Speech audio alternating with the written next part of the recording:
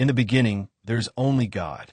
One God, the source of all life, the uncaused creator.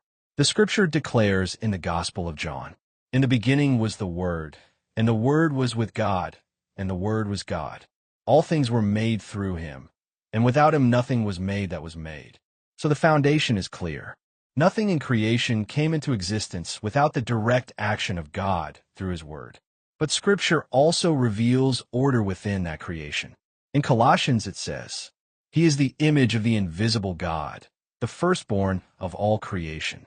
For by him all things were created in heaven and on earth, visible and invisible.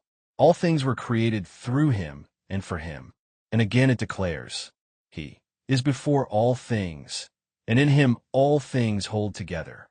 So we see a structure the text itself lays out. The firstborn is not part of the created order like the rest. The firstborn stands at the beginning point of creation, the beginning of God's created works, through whom everything else comes into being.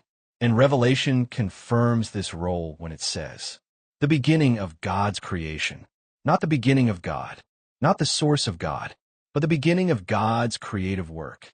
Then Proverbs gives the same pattern in poetic form. "The Lord possessed me at the beginning of his way, before his works of old.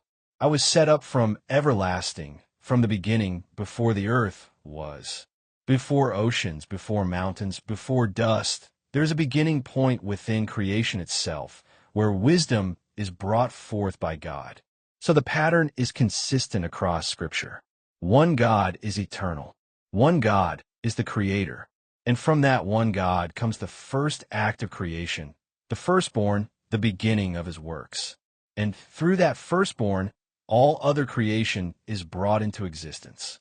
Not many creators, not competing gods. One God, one source, one origin, and one ordered beginning through whom everything else was made. So when Scripture is allowed to speak in its full sequence, the message is simple. God is the creator of all.